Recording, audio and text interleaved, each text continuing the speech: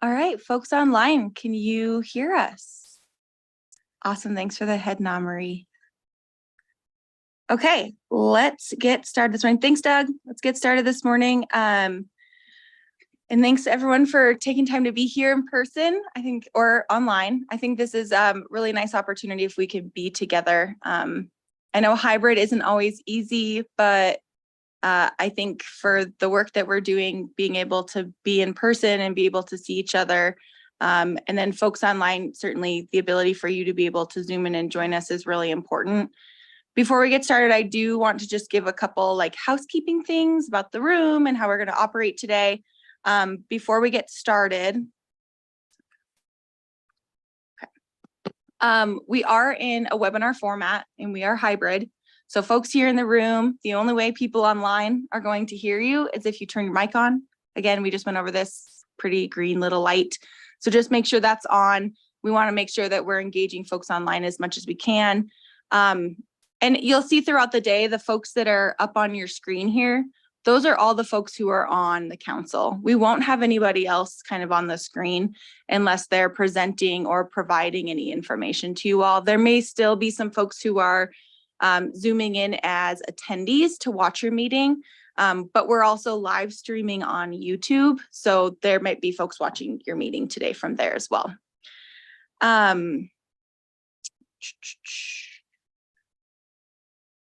I don't know if we have anything else. You should have an agenda in front of you and a very, very small print of the crosswalk that we'll be discussing later. We'll zoom that up on the screen too, so hopefully you can see it a little bit better, but we'll discuss that this afternoon. So while we're on breaks or during lunch, if you have a minute to look at that, folks on Zoom, I'll drop that in the chat if I have that ability. If not, we'll email it to you. So you have it for this afternoon as well. I don't think there's anything else. Do you want to jump to the next part? Yep. I have to try to remember to do this. Hi, everyone. It's so good to see you. Oh, do you want? Sorry, I was going to actually have everyone introduce themselves again. I forgot to do table tents. So I just want to have everyone go around really quick and say who you are again, maybe where you're from and like what your role is. And then we'll turn to folks online. You have the benefit of like having your name on your Zoom, but we'll do it just for the sake of introductions again. So sorry, take it away, Doug. Good morning. My name is Doug Reisick. I'm the Executive Director of the Montana Quality Education Coalition, and I'm out of Missoula. Hi, I'm Karen Filipovich. I'm the Executive Director of the Montana Head Start Association, and I'm out of Bozeman. Hi, I'm Lori Barron. I'm the very proud superintendent of the Evergreen School District, a K-8 district in Kalispell. Hi, I'm Richard Heisteman. I'm the program assistant at 0 to 5 Montana, and I'm just happy to be here with you folks. Good morning, I'm Colette Getton. I'm administrator for the Early Learning Center in Great Falls. Hi there, I'm Stephanie Olson and I'm a third grade classroom teacher in Great Falls at Chief Joseph Elementary. Good morning, I'm Ann Penn Cox and I'm a principal in Livingston, Montana. I'm Nora Barney and I'm a special education director and curriculum director in Anaconda. Nicole, do you want to introduce yourself online? Sure. I'm Nicole Simonson. I'm the superintendent of Culbertson School, way over here on the east side. So, hello. Thanks for taking us east, Nicole. Marie, go ahead. Hi, Marie Judish, Senior Manager of Teaching and Learning, and I'm currently out of Conrad, actually, and I get to oversee the 2 positions the OPI is hiring for early literacy with this bill. Thanks, Marie. And Doug, round us off. Hey there, I'm Doug Rosberg. I'm the Title I instructional coach for Missoula County Public Schools. Thanks. Go ahead. You can jump in now. Great. Well, thank you all so much. We really appreciate you traveling and joining us from near and far. And it's just nice to be together and work through this legislation and this bill and the charge that you all have, because there's a lot. And as we talked last week. There's a ton that's packed in here, and there's specific charges that McCall is responsible for taking back to the board. And so we really appreciate you all again just being here and being a part of this process. It's new, it's exciting. There's a lot that went into thinking through what this bill will do and how it will help to elevate early learning, early literacy for kids all across the state. So just, be patient. We're setting up the agenda to try to walk us through different sections that are required, but we also just recognize that there are going to continue being more questions that come up that will be outside of this conversation. And so we have that Jamboard, but just feel free to email McCall and I at any point in time, and we'll keep a parking lot going so that we can figure out how to address those as continued steps. But you'll see today on the agenda, I'm just going to take a minute and walk us through, but we're meeting from 10 until 3:30. We'll pause around noon for lunch, and it's provided to all the advisory council members who are here. But please also take breaks as needed. We will kind of naturally build in if it seems like we need a minute to pause for 5 minutes, and we'll take a break, but just, take care of yourself, and restrooms are down the hall to the right. And then just again, the last time we met, we talked to you guys a lot about what this is going to be, what it's going to look like. And we've met quite a few times. Oh gosh, over the course of many months now. But we are really just trying to figure out how to best support and facilitate this process. So I always appreciate your feedback, and be sure to pause and ask questions at any point if we need clarification. But we really want this to be a group discussion today. So we've built in to the agenda some spaces where we're going to be sharing information, but it's mostly discussion and opportunities for questions and dialogue. And we're going to be here to help foster and support that process the best that we can. And let's see, what else do we, before we start, we'll do a quick review of the minutes from September 21st, and then we'll move into House Bill 352 legislation. We'll discuss any outstanding questions, and then we'll review the advisory council scope of work. At that point, we'll really lean into the pieces that need our most immediate attention. We'll have a discussion about proficiency today to make sure that we're all on the same page about what exists in statute currently, as well as an administrative rule. After lunch, we're going to get into the meat of our discussion today and really hone in on screeners versus assessments and the criteria set that has emerged out of the definitions, and also what is reflective within House Bill 352 specifically in the charge of this group. At that point, we'll wrap up and take public comment, but are there any questions before we get started?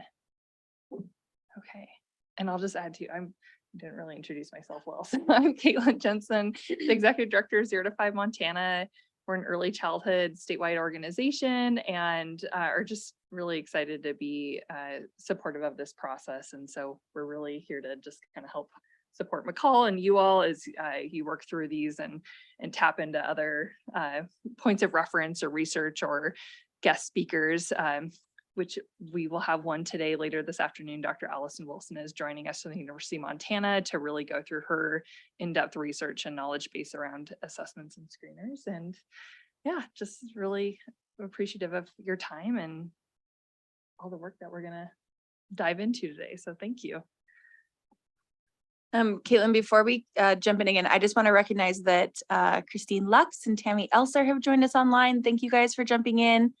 Really appreciate you being here. And for folks online, when we ask if you have questions or we're doing discussions, feel free to jump in. I'll try to keep track of hands or when you unmute your mic, but please feel free to jump in as much as you need to. Okay, let's move on to the minutes. On page 2 of your agenda packet, you'll see that we've compiled, actually Richard has compiled the minutes from your September 21st meeting. At each of your meetings, we'll review the minutes from the meeting previously, just for accuracy, make sure we captured the discussion well. Make sure we're attributing, information or comments to you all accurately. That's just really important, I think, for our work. And just generally, the way that you guys are going to operate as an advisory council is going to be really informal. Like, we want you guys to be able to have discussions. We want you guys to be able to think through, what different kinds of action might look like, or recommendations you might be making to the board. So what we're going to do is really try to work in a consensus format. We're not going to ask you guys to take formal votes on anything unless we've gone through something numerous times trying to find different solutions and can't come to consensus. We may end up having a vote. I don't foresee that happening, but we're really just going to try to move forward with these recommendations through consensus. So basically all that means is today, for example, I'll ask you all if you have questions about the minutes. Nobody has anything that they want to see changed, we move on. We operate under the assumption that you all generally agree to what's in the minutes. And that's just how we'll operate. I think it's a little bit more informal and less, doesn't put you on the spot to make a decision about something that maybe you don't want to take a formal vote on. So for the purposes of reviewing the minutes today, does anyone have any changes they'd like to see, any revisions that need to be made before we move on? Great. So easy. All right. Do you want to jump to the next section? All right. So we felt like it would be important, since this is all rooted in House Bill 352, to just make sure after the introduction conversation we had on the 21st, Representative Barker joined us. We just wanted to see if you all had any further questions. Excuse me, we'll redirect you to on page 4 of your packets. You'll see the highlighted version of the bill. And as you probably remember, when we were on Zoom, we really just cruised through it quickly, giving a high level overview of what the bill is and the various components of the bill. So we just want to make sure that we open this up to any questions that you have. And if specifically also, if you have any questions around how this bill is moving from exceptional circumstances and the funding into new programs, and just give anyone else an opportunity to further explain or discuss what's in the bill and make sure that we're at least identifying what those are, even if we can't answer everything right now. McCall, can I ask a question? Yeah. As I look at page 3 of the bill that you provide, and it's just basically on the home-based program where it says the Board of Public Ed must select that. Is that provision under the same timetable as the assessment provision? That's a great question. Thank you, Doug. So what is going to happen with the home-based program, it is going to be different. So as you'll see in page 3 of the bill, I guess it's section 3.6. It says for an eligible child who is 4 years of age or older on or before September 10th of the year in which the child is to participate in the program and who has not yet completed 2nd grade, the trustees may offer a home-based program. And then there's some provisions for the way in which the home-based program must be selected by the board. This is going to have to go through an RFP process. And you'll see in our scope of work today, we don't have this on there. And I've been working with some of the folks at the Office of Public Instruction because this contract is going to actually live with the Office of Public Instruction because that's the way that the funding flows based on the language in the bill. But as you see, the authority is given to the board to make the decision on who's awarded that contract. So the timeline for that is definitely not set in stone, but how I foresee it potentially going is we'll be writing that RFP this fall at the first of the year. I'm hopeful that this group will have an opportunity to weigh in on generally the RFP as it's written. And then we will likely select 1 or 2 of you from this group to be on that revision team. The ones to basically go through and review all the applications and that or the proposals and then help make a recommendation to the board. Those review teams are usually 3 to 5 people. They're really small. So, based on the language in the bill, I anticipate it'll be folks from OPI, this group, and probably MTSBA or, boards of trustees.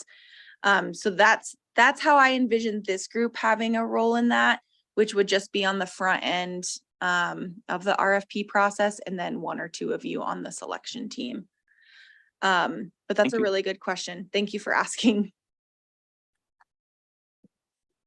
So we would recommend the program, but the RFP would go through that council, or that council or committee, whatever you're calling it, has the final decision on the program as well. So the RFP selection won't actually come to this group. I think this group's just too big to have every single one of you review every single proposal and then weigh in. It actually is kind of like my nightmare. So if five vendors fill out the RFP, Mhm. then a different group, a couple of these included, would choose who gets it. Correct. And that recommendation, though, would go to the Board of Public Ed, and that the latest it probably would go to them would be their May meeting, at which the board would make, there would be a recommendation. The board probably approves it or makes a determination, and then the contracting is done. So the one question that I had at the last meeting, we had discussed how if you had chosen to do a full year early kindergarten program, we were told that those students would then have to go to first grade. Not talking about this year, talking about next year. And so can you just clarify that just for everybody? Because I think that was a big question for all of us. We're like, how are you going to send a 5-year-old to first grade? Right? So Yes. Yes. No, I appreciate the question, and I did try to clarify a little bit through email, but based on the language in the bill, and I think maybe where there was some confusion was under the new definition for kindergarten program, which says it's a half or full-time 1-year program immediately preceding a child's entry into first grade. This bill is effective July 1, 2023. But the program piece of it isn't effective until next July. So students who are in, we'll just call them the early K or exceptional circumstances programs, will next year be in kindergarten. And at that point, exceptional circumstances won't exist anymore. Early K will not exist. These new programs will exist. And so those kids who are in kindergarten then will go to first grade. It still sets up the question of not holding kids back in kindergarten generally. And that's something the legislature will have to figure out down the road. But that does not mean that you have to send kids who are in early K now to first grade.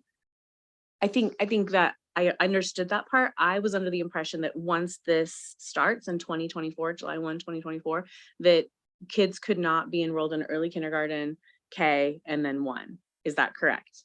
That is correct, because early K will no longer be allowed. Sorry, preschool. Yeah. So let me use a different form. Sorry. So the 4-year-old program, preschool. So they would go to preschool, kindergarten, first grade. Correct. It's just we're changing. Okay, got it. Yes. Just want to make sure. We're changing what that program is preceding kindergarten.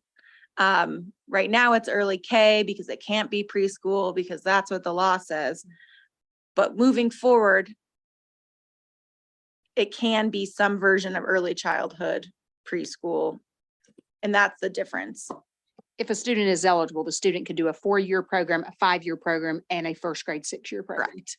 Whatever you want to call them. Yes. They can go at Yes. 4, 5, and 6 years old. Yes. Right. And they could, can they repeat the 5-year-old year? Or they Is cannot, right? kindergarten? Right, the law, You will so no they can longer do a be able- 4-year one time, a 5-year one time, and you'd have to be in the 6th year before you could repeat, right? Correct. Yeah. Any other questions on the bill? I had a question that relates to sunsets and funding. Am I interpreting this correctly, that there's no sunset on this program?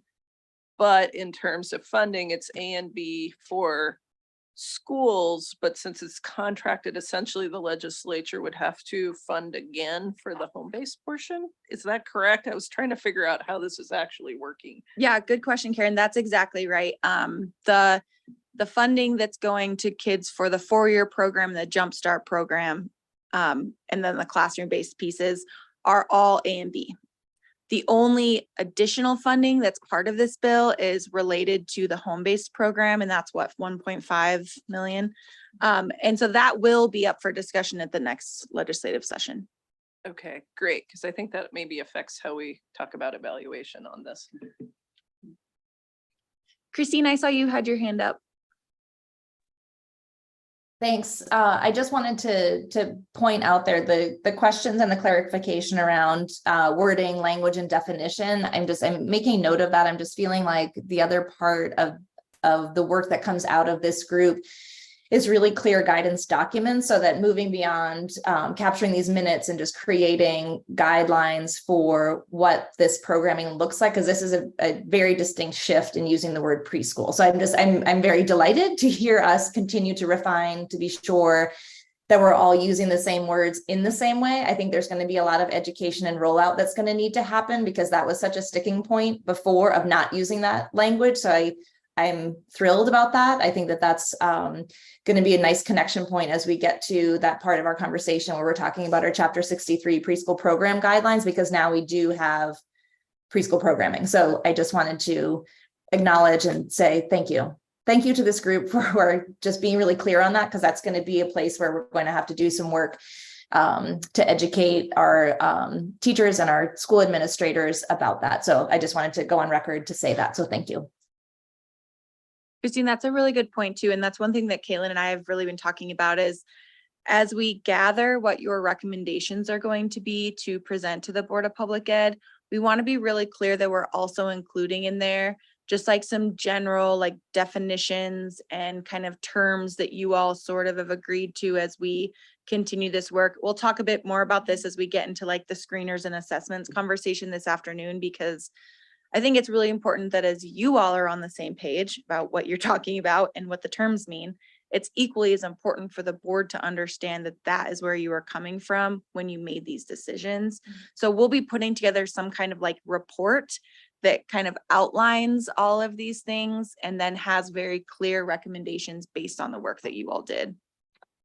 So I hope that that then can kind of capture exactly what you're saying, Christine, and making sure that we're using similar terms. And it's interesting because the 4-year-old program isn't actually like, there's not a term for it in the bill. It's literally called the classroom-based program, which is now available to 4-year-olds, and it wasn't before.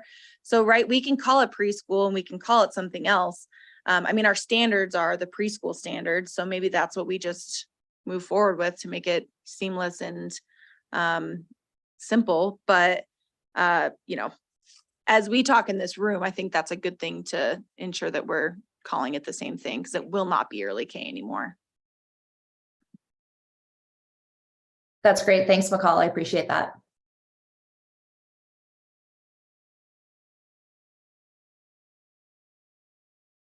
Anyone else have any questions on any other parts of the bill that maybe stood out to you that like aren't highlighted, that you might wonder if like how that pertains to our work or if it pertains to our work?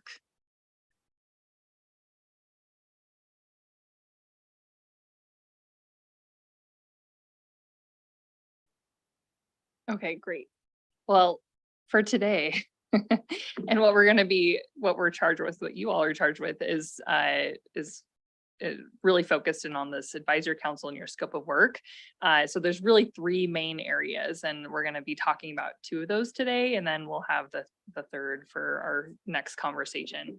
But continue as you go through the bill. I think McCall and I agree that every time we read through it and like more questions come up too. So please feel free throughout the course of today to make sure that you're identifying those and bringing those up. And that's part of why it's so amazing to have this council put together so that we can really reflect and work through and identify where do we need definitions, what are the areas that are going to be most helpful for this group, and then continuous extension into others who are going to be supporting the implementation of this work. So today we are going to be focusing in on some of those 3 main areas. So identifying 3rd grade reading proficiency level. So McCall is going to guide us through a conversation around what that looks like here in Montana. We're then going to dive into the next area, which is to recommend an evaluation methodology, which will be used to determine whether a child is at, above, or below a developmental trajectory leading into reading proficiency at the completion of third grade.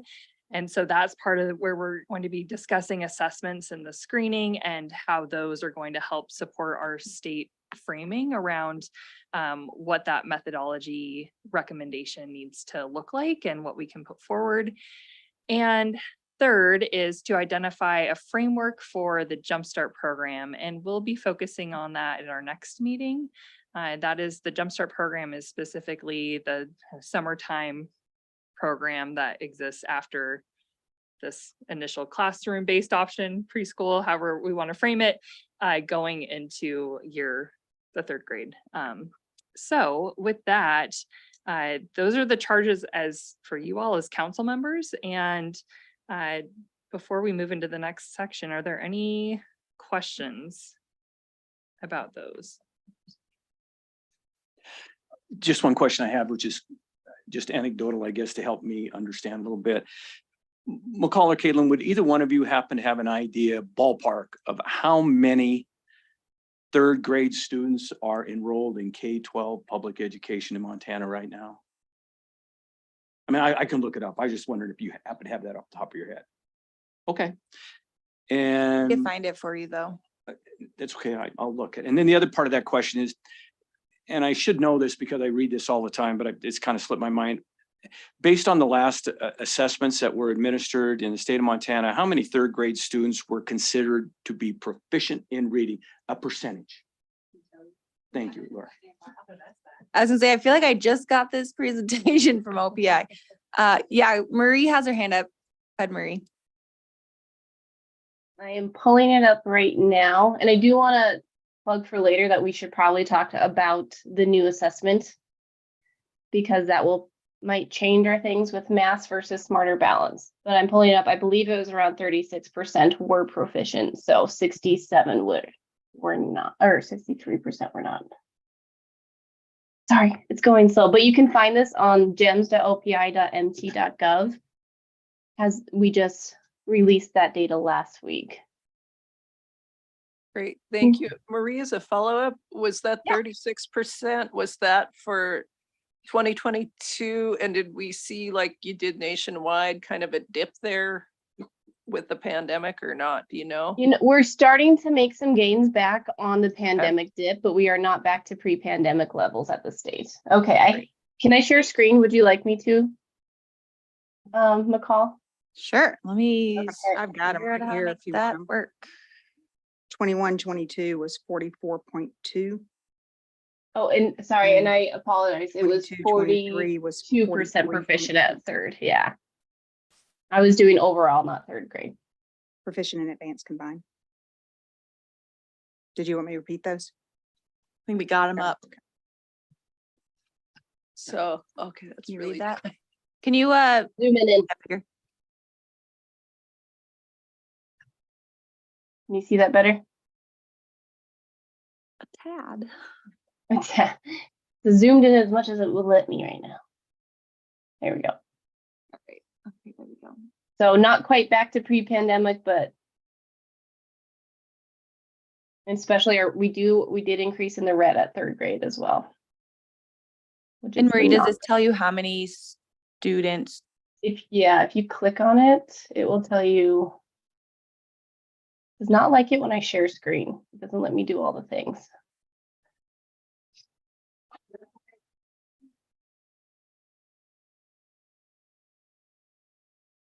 There, I will stop sharing and then I'll let you guys know. It'll go faster. I love technology.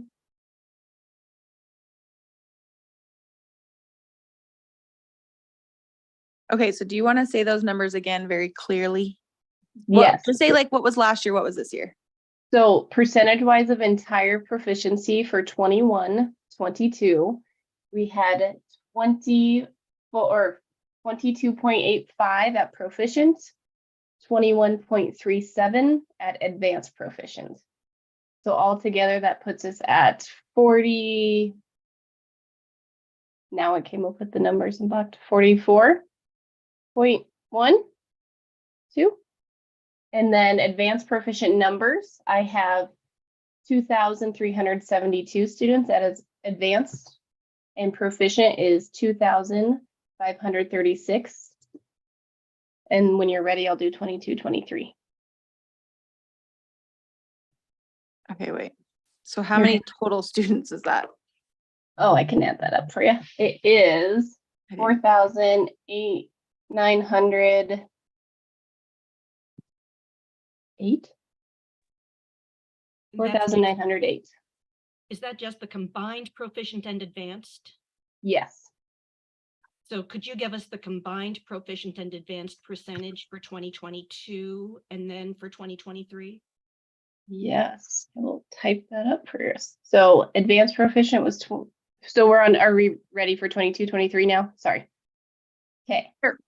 So I have 22.3 plus 20.91. So combined 43.2% for 22, 23. And that gives us a total of 2,000. 4,879 students. And that 4,879 students does not include the nearing proficient and not and novice. Correct. Yep. So how can get many this total third graders just? Yes, I will add those up too. Total third graders, 11,292. Okay, so for the purposes of Doug's question, for this year, 43.2% of third graders are proficient in reading. And that's 4,879 of them. And the total number of third graders, there's 11,292. Yes. And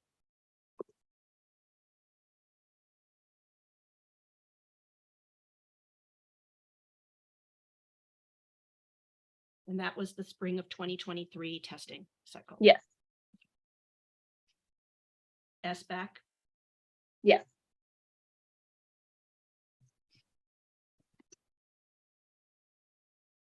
And Marie, do you want to maybe just, for the sake of time, maybe just mention the kind of- pilot. yeah, the move Okay. and assessments and what you're recommending to the board?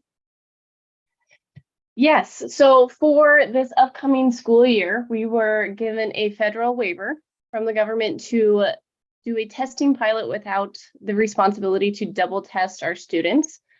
So those who are enrolled in the pilot for this year, which is called MASS, Montana Alternative Student Testing, will not have to complete both. So our Smarter Balance assessment scores will look much different this year because we're taking out about 20,000 out of our 60,000 students that are tested for 3rd through 8th grade. The students in the pilot will be completing through year assessments through course, which means we have a window starting here in a couple weeks, and there are smaller testlets where the schools actually get to predetermine when the students are testing based on their scope and sequence. So if you're at Anderson School in Bozeman, the 3rd grade teacher will go in there and say, here's what I've taught so far this year in math, so far. Now ELA, it looks a little bit different because what they're doing is taking a passage and they will have 4 windows throughout the year, and it will become increasing in complexity throughout the year, with one performance task that's in the 4th window that is more of the writing. And if you want to learn more about that, I know the Board of Public Ed, they did a great presentation at the last September as well as in the summer meeting as well. And the OPI website has a lot of information also there. So this will take out a chunk of kiddos. And then we're also having a Form B, which are students who are not doing the through year assessments, but they are doing a summative at the end of the same test item, so that we are looking at the validity and reliability of the testing platform to see how students perform in a through year versus just that end of year summative.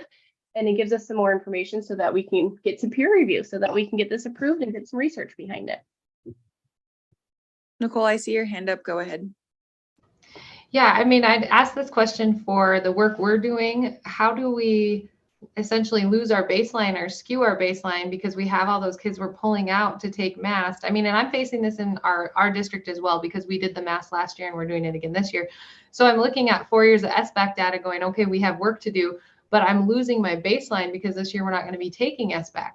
So talk to me about how you're kind of working through that at OPI, or what you recommend to districts like us and to the work we're doing as a team, you know, with early literacy. Yeah, for sure. So we will not have summative scores this year. That's part of it, because we're testing the test and we're testing the items. So if you have other benchmarking tools that you're using as a district, I highly recommend doing that, particularly in ELA, but I know that's more testing in some ways. But we will not have those comprehensive scores. We'll have item level scores for each student. So this is definitely a year of not unknown, but testing all of the things so that we can get really reliable scores in the future. So I don't have a recommendation of how to do it. We're rebuilding it. So it is apples to oranges moving forward for a little while. So there is no crosswalk between the SBAC and the new MAS in order to determine the degree to which it's comparable or not comparable. There will be comparability studies happening, but it will still not be a complete straight crosswalk. Right. Mm-hmm.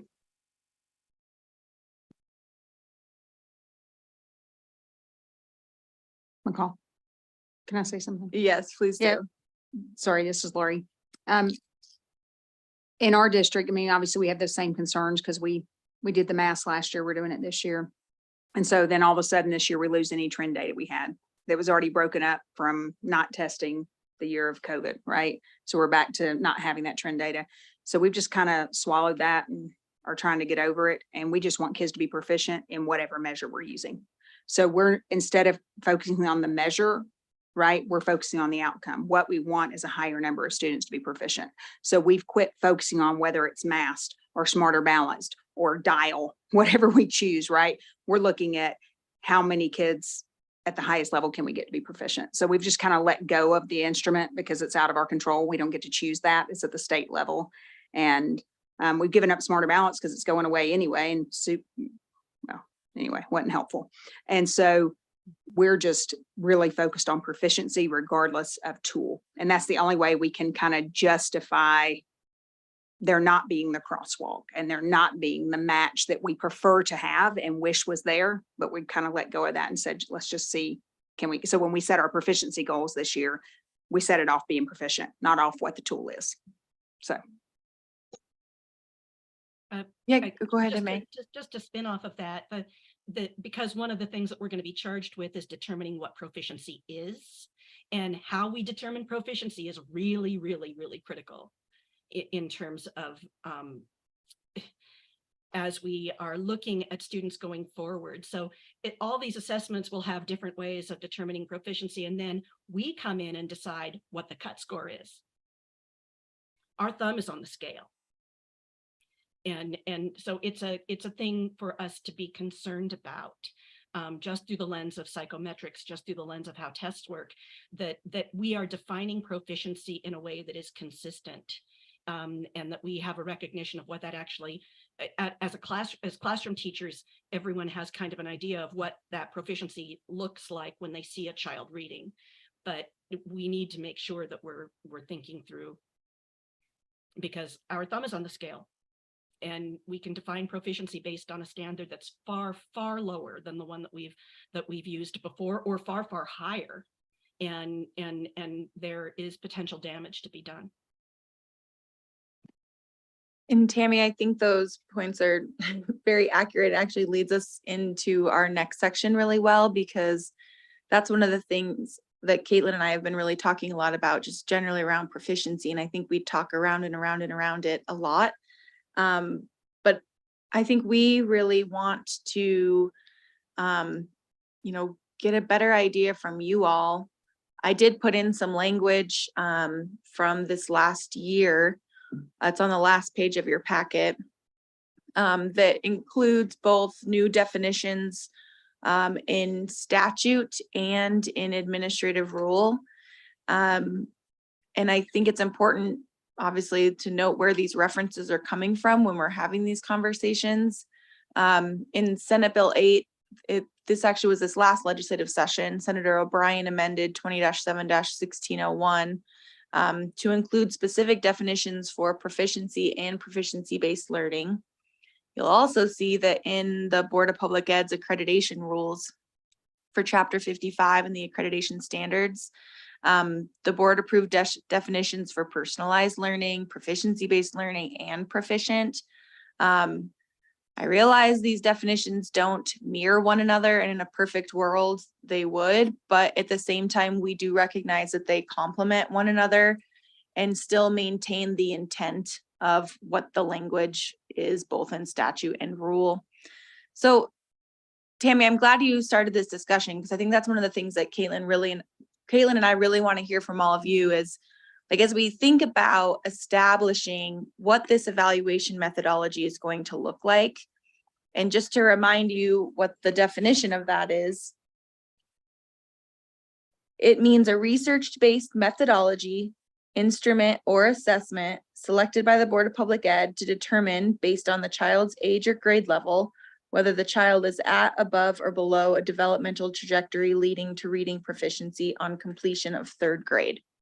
So as we think about what that looks like and how we are going to set that up and make a recommendation to the board, I think it's really helpful for us to better understand how your districts or schools are currently addressing reading proficiency. And Lori, I know you just kind of put out some information too about how you guys are addressing it when we talk about the proficiency piece and assessments and the instruments that you're using. And I think that's really helpful for us to know, because as Tammy mentioned, like if this group is going to make a recommendation that there's a specific benchmark, and then how you look across all of the different screening tools and assessments that are out there, creating that benchmark might be really difficult. So I think it's good for us to understand from all of you just how you're addressing that and how you're determining what proficiency looks like for your students in your schools and districts. And obviously, Lance, you working with your school boards and all the things that you guys are doing too when it comes to curriculum and that work, it's helpful for us to have a better idea. And I think as a group, it's good for us all to be kind of on the same page and better understand. So we're going to allow you guys to kind of just have a discussion, ask each other questions. We're going to be taking notes so we have a better idea, and maybe we'll kind of come up with some things on how we want to approach the evaluation methodology and the proficiency question in general. Oh yeah. Lance, it's great if you stumble in. You got to turn your mic on though. It's great to have you at the table. Thank you, guys. And really grateful to be here, work with the Montana School Boards Association. And we've been actually really actively involved in trying to marry up the standards concept of what it means to be proficient, or the flexibility and permission granted to boards in their districts and their teachers to make those determinations, along with the monetization of that process. And I think that the first thing that I would hope people would recognize is that those are two different things that don't have to be perfectly aligned. One could impede the other, but the Board of Public Education since 1989 has granted school boards the permission to either waive any course required for graduation. I know that's not proficiency, but also to determine that a student is proficient through alternative means, something other than sitting in the classroom and getting the instructions. So if you look at 10.55.906, the bellwethers there, subsections 3 and 4, which again have been sitting around almost since I was in high school. And I routinely remind people when they say that the board is an impediment to these kinds of flexibilities, that they were the first to the table by decades. And we'd first touched the code on proficiency in 29.311, actually in 2005, and did it just a little bit, something that said conversion to the ordinary time of classroom, and nobody had a common understanding of how that would be monetized. And that's what we were after. We wanted to be able to produce money for school districts to teach kids, okay? And all of the remedies associated with the court actions sort of took over, and we came back in 2013 and put in specifically that the proficiency is determined by each school district based upon a district assessment. And that was important to us because one of the things we wanted to preserve, which was very obvious to us from a policymaking standpoint, maybe not to you guys that are in more the trenches, more in the expertise in the area there, is that what is proficiency other than the determination of whether a student passed an assignment, got a particular problem right, was ready to move to the next chapter, received a grade for that class, should be promoted to the next grade. Those are all proficiency determinations accompanying a traditional method of instruction. And we didn't feel like we needed to know the details, but we knew that we needed to respect that this was already happening. And just because it was there, sort of like, yeah, I walk on the grass all the time. Well, the grass is proficiency determinations are all over the place every single day that are advancing kids toward a lifetime of success.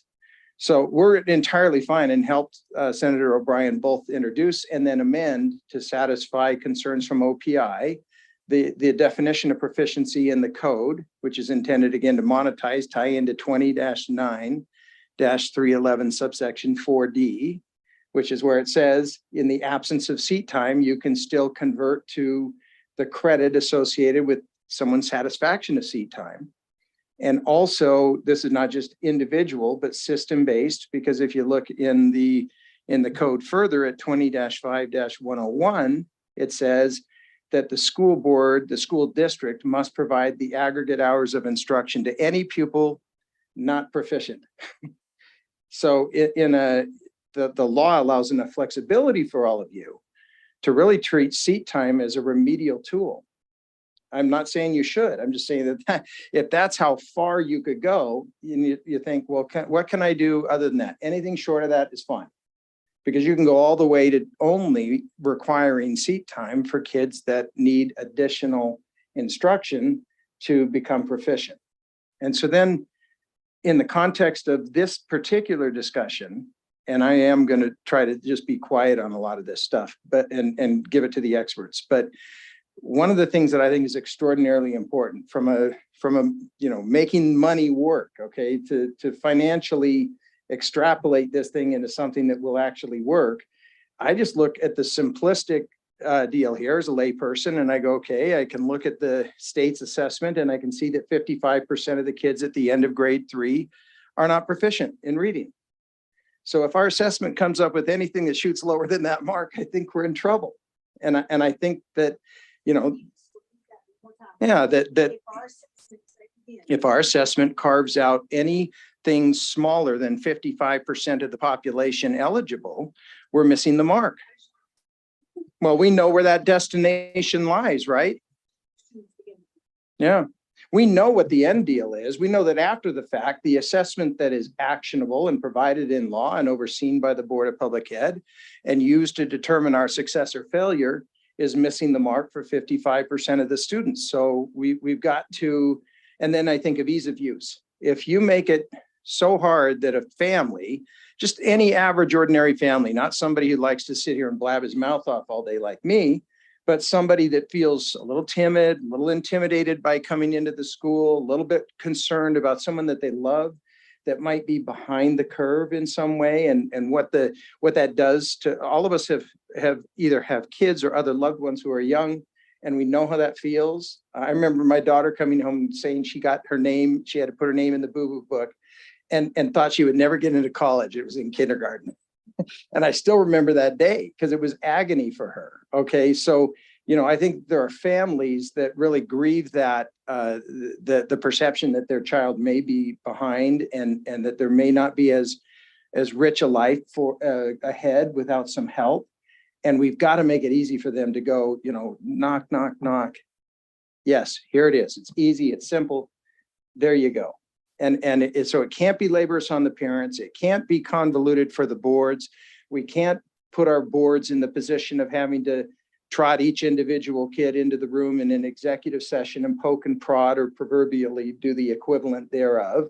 It has to be something that's designed to tackle the problem at hand, which is that we need to do better on ensuring that kids can learn effectively at the end of grade 3 so that they can read to learn from there on, right? Hey, that's it. And I wish I could have been at that previous meeting.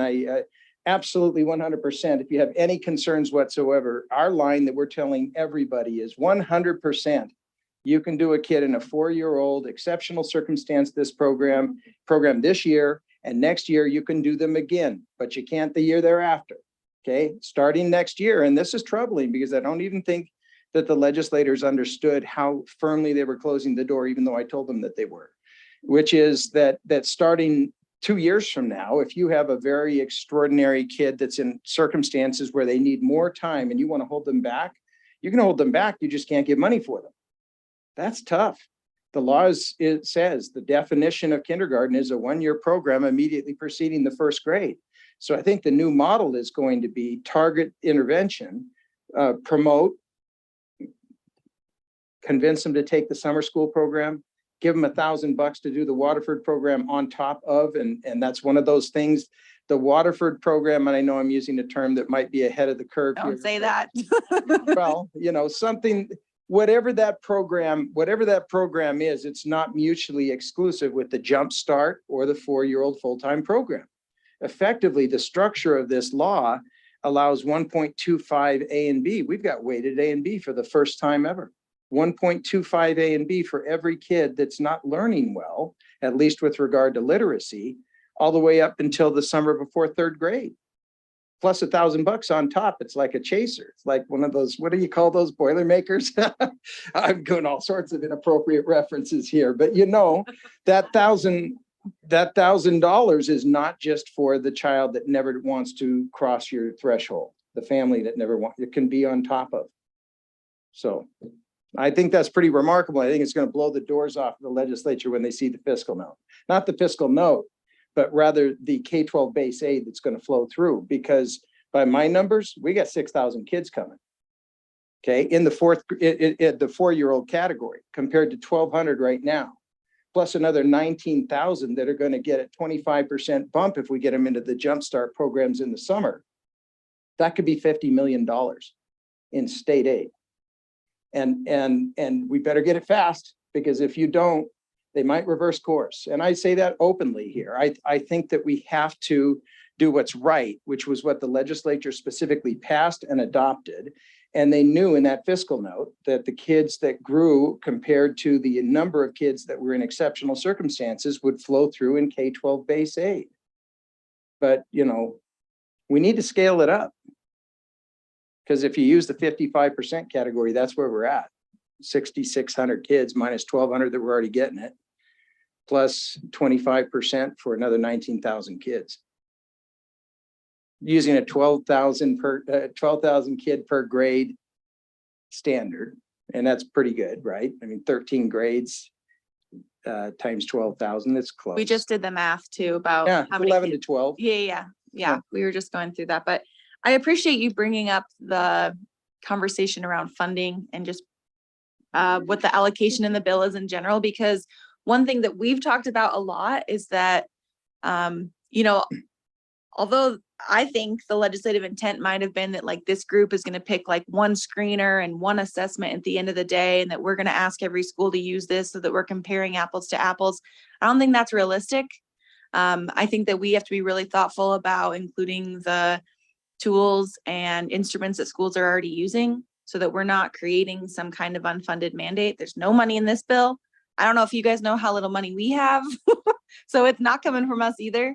And so that's just something that I think that we just need to be really thoughtful about, being inclusive as much as we can around the things that our schools are already using. What are the characteristics, the minimum levels? Yeah. Because that's what we do. Yep. The Board of Public Ed, under the court decisions and the definition of quality in 20-9-309 specifically says the accreditation standards represent the minimum standards upon which the basic system of free quality schools is built. And that is in there. I can say it off, roll it off my tongue, because I plagiarized it from the court decision and plugged it into the bill in 2005. And so all we really need to do is say, what is the minimum characteristics of an assessment that we would consider valid to justify allowing a student whose family wants to participate in targeted intervention?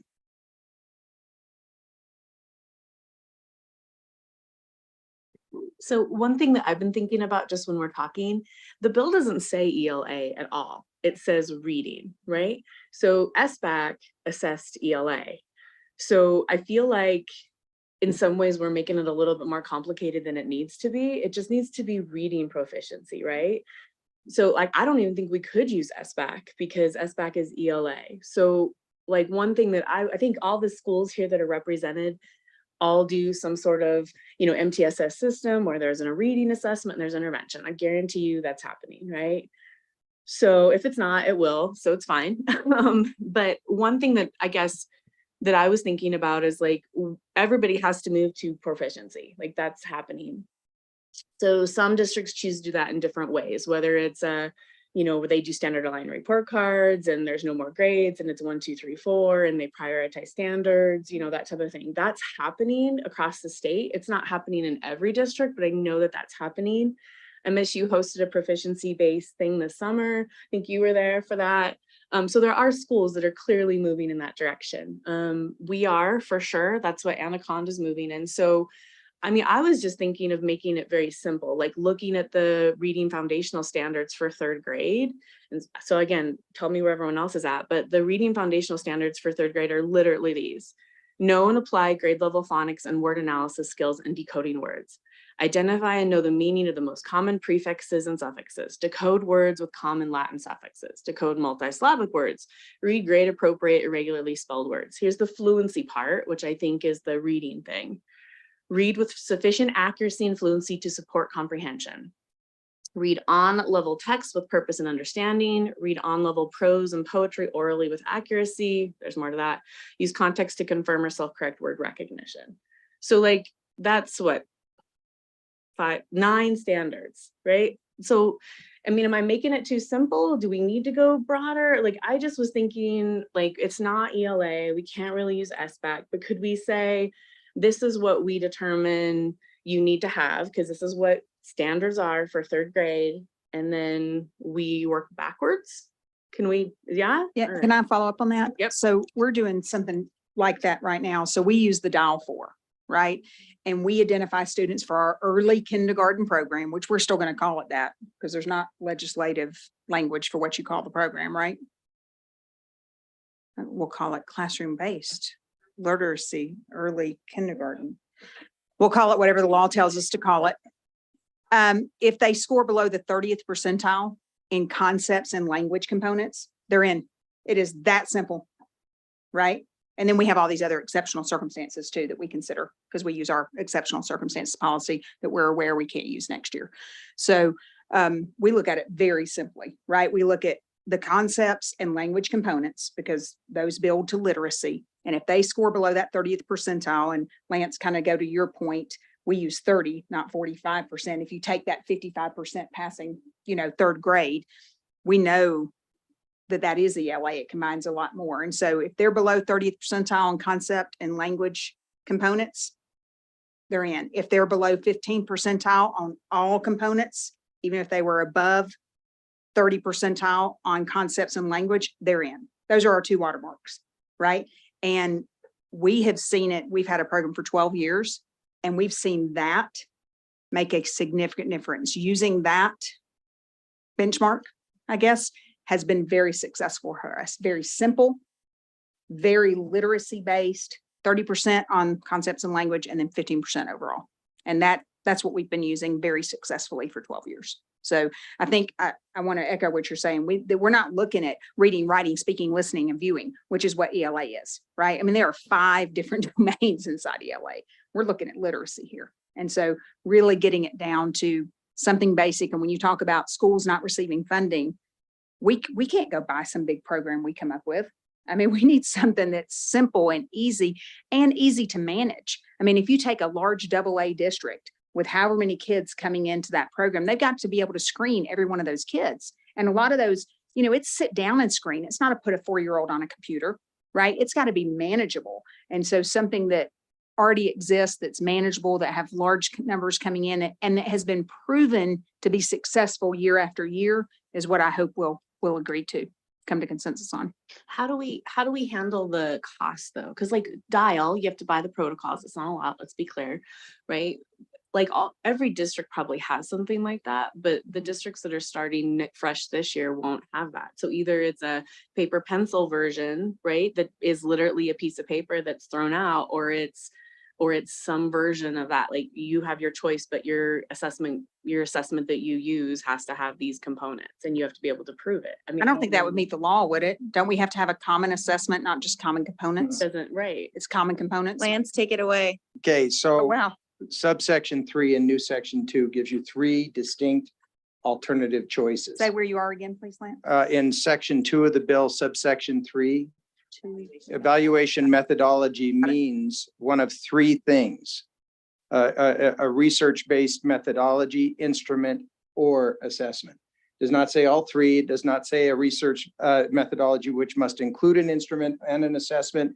I really urge us to pick methodology and then set minimum characteristic standards, because a research-based methodology. This could be truncated pretty easily. It really could. And I'm not trying to rush to judgment here. I'm just saying, if you started and said, what is an adequate research-based methodology? What is the characteristic of it? And I don't know whether that is peer-reviewed or Eric Digest, or, we could have a list here that says whatever methodology This you is the use. list. There you go. And I just added it to the calendar invitation as well. And we'll talk about, I want you to keep talking about these things because I think it's good. And we're going to dig in way more on this this afternoon at 1. But for the purpose of this conversation, I think it's great. So continue talking about it, but do know that we're going to actually go into, are these research based, and really build out this kind of crosswalk later as well. And we can add more to this. Absolutely. It's a I don't see dial 4 on here. Kind of makes me sad. Oh, It might be on the other version. We're still adding. Okay. we're adding. We're adding in. So But don't- I of methodology, because then it meets each school's Local control. local control, resources, Mhm. money, people, everything. And if it meets those aspects, gosh, a lot of flexibility for local districts. Mhm. Yeah. and I don't know we'll- if we're at a point where we're allowed to come to consensus on something, but if we could come to consensus on that, that could help us move forward, I think. Well, that helps Yeah. us with this whole afternoon. We do have, Right? we do have some hands up. So I'm gonna, Tammy, I know you were trying to speak. Yeah, go ahead. And then I'll move to Marie. I want to see what you're seeing. I want to make sure I'm finding the document. So I did add it to the calendar invitation for this meeting. So if you just go into your calendar, it's the first link. It should take you to a Google Doc. And it's an Excel spreadsheet. Can someone give me a thumbs up? You see it, you were able to find it? No? I see an agenda, but mine still says tentative too on my calendar. What? Well, as McCall's pulling that up too, we'll get into this afternoon, but this is really a list that was compiled from what we heard from folks on this group, as well as in the survey. We're still collecting that data and adding more to this list, but going back to the conversation you guys are having again, we don't want to. Can I also suggest that, and I haven't seen that, and you know me, I'm not an expert on this stuff, okay? I think that you either need to, I hope we don't get down to the point where it says it must be one of the following 10.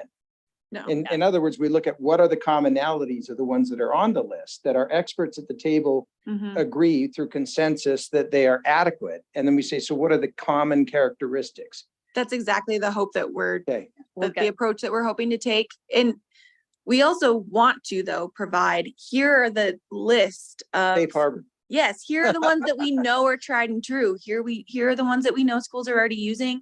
So that, we can also provide some guidance for people if they're still interested. Okay, Marie, can and then I- we'll come back in the room. One more Yep, thing. Go ahead. Your rules already do these kinds of things. And if you look at the administrator evaluation instrument, even the teacher evaluation instrument, if I remember correctly, it's a few years ago now. But one of the things that we did is we were at one of these tables is we said, do not force us to use your template.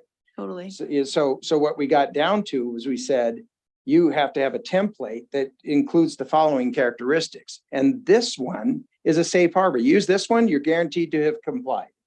And the rest is facts and circumstances. You make sure that you have satisfied these criteria.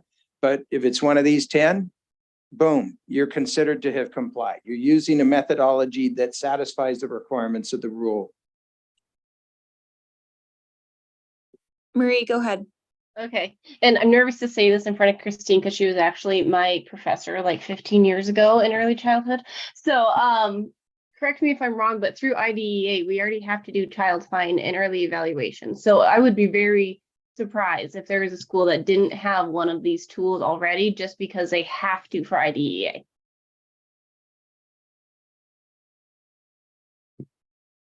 I see lots of heads nodding. Christine, do you want to comment to that? I think it just goes back to the language, as Lance pointed out too, just in this like research-based, there just needs to be some evidence to show that it's a valid and reliable tool. Don't ever be nervous to say any of that stuff. And I'm excited because Allison really has a deep dive into the particular assessments, but I also just wanted to highlight that knowing what districts are using, I think then if there are districts who are not doing this yet or need a better, they're looking for their way that they're defining and choosing proficiency, that then they can rely on someone to say like, oh, you know, Nora's been like, they're doing this in Anaconda, or that this is already happening in Great Falls, that they can have that support too of just what works. But it's that research base, it's that validity and reliability. Like what we want to avoid is standardizing something that says like, yes, these are the standards that Montana has identified as reading proficiency standards, and whatever that percentage, whatever that pass, you know, level is. We're not creating something. We want to use a tool that's been vetted and has the sampling's been done so that it's valid, it's measuring what it says it's going to measure, and its reliability, that it's been tested over time to know that we would get consistent results. So I think that's where that research base is. And maybe in Allison's presentation, it'll be interesting to hear of these tools, what that process, what that kind of that ethics around assessment, what that looks like, of just thinking about, are these appropriate for Montana learners? Because I have all these questions about language too, and just thinking, are these appropriate for non-English speaking children, particularly on native language, around Spanish speaking folks, but just looking at our population from a language perspective, and as that has implication for reading. So it's the research base, that validity and reliability that is required. Yeah. And Penn, you've been so patient. Thank you.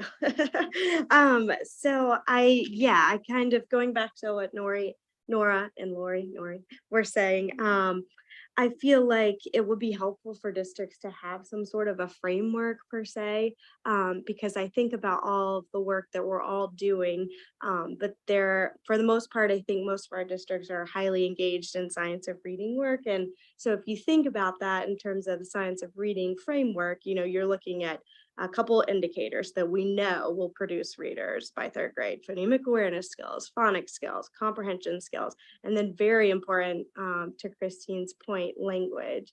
And so while I know we all want one thing that will give us that proficiency and score, I think we need to think in terms of what Nora said, like here's third grade, here's oral reading fluency, whatever measure that is, but back mapping that.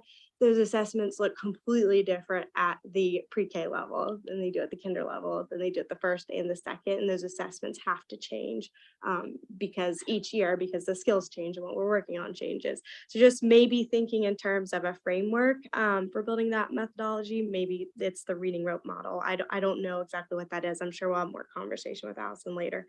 But then also, like, the definition of insanity is continuing the same thing and repeating it over and over again. So just encouraging us, I know our focus is assessment, right? But that somehow needs to lend itself directly into the instruction that's taking place in the classroom. And I know that's not on this guiding council, but I'm hoping that maybe we can come up with some guiding documents to help districts process diagnostic assessments and instruction, and just making recommendations, again, not forcing districts to do certain things, but we certainly need to adjust our instruction to make the difference. So anyway, that's my 2 cents. No, I really appreciate that. And, you know, as we think about what this could look like, specifically to like those indicators or the criteria, I think I hear all of you saying that seems to be a route that we're looking at moving towards. I'm not asking you to make any decisions right now, but we will ask you to make decisions next week. So as we think about like these types of things, I think it would be helpful if you have thoughts or ideas about how we move forward please bring them up because we're going to have to at some point come to some kinds of consensus to move forward. Going to add to, because many other states have gone down this journey, especially in integrating in their early literacy or preschool type of programming. We have some really good resources too that we can dig into just how some other states have looked at specifically that trajectory on reading proficiency starting with those younger ages and into third grade. So if there's anything like that that can be helpful in guiding the conversation as we head into next week, we're happy to pull that up and just to kind of help us think through that. But it's a good question, I mean, for this group too, just how do we address that trajectory, the reading proficiency trajectory, regardless of tool? You know, like we're identifying what are those benchmarks. Any tool could be applied to that based off of it meeting a criteria. But yeah. Anyone else have or want to share about like what you're doing in your district? Yeah, Colette. Comments about connections I've been making about things that people have been saying. And when she was talking about, Lori's talking about, you know, they're screening children and then using a score and then you're in. The whole purpose of this is the early intervention piece, intervention. So making sure that we give them those skills and foundations to be successful moving forward. We can't make that process difficult.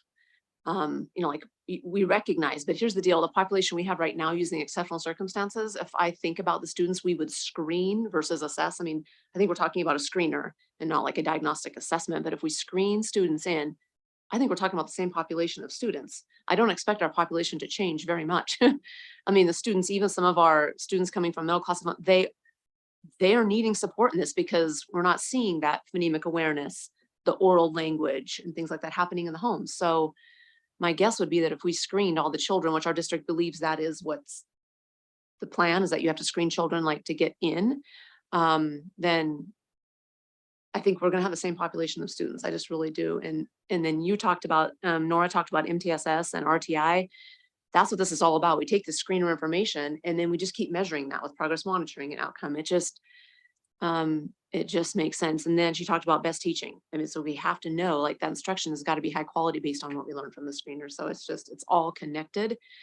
And I'm looking forward to the conversation about assessment versus screener because I believe it to be a screener. And then we move forward with that data and make good things happen. That's preschool is the intervention and that's what we're here for. Yeah, you're definitely setting us up for a good discussion this afternoon because I think the reason for putting on there assessment versus screening or screener tool is really because I want to make sure we're all talking about the same things. You know, this evaluation methodology really is tied to what your screener or your screening tools or instruments will be on the front end to ensure that they're eligible for all of these programs.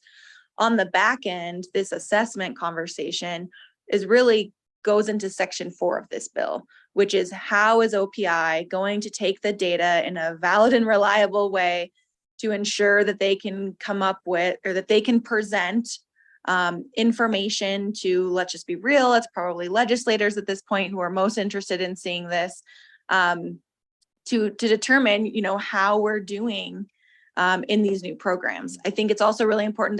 There's a whole reporting piece to this as well, that like this group doesn't necessarily have to make any recommendations or, you know, determine those processes. I'm, you know, looking at you, Marie, but I'm assuming like the group that OPI is putting together, that's something that they're going to be talking about is how to create those reports and ensure that data sharing piece so that they can get good data, regardless of what the instruments that you guys are using to assess kids at the end or at the summative part. And I realize that might look a little different, but so there are two different things. And I think even the bill itself says the evaluation methodology can be, you know, an assessment. So I'm trying to make sure that we're talking about two very different things. When we're talking about screening, we're talking about assessment. Screening's on the front end, assessments on the back end. But for that assessment piece, back to, I'm sorry, Nora's point. We're going to get table. I know.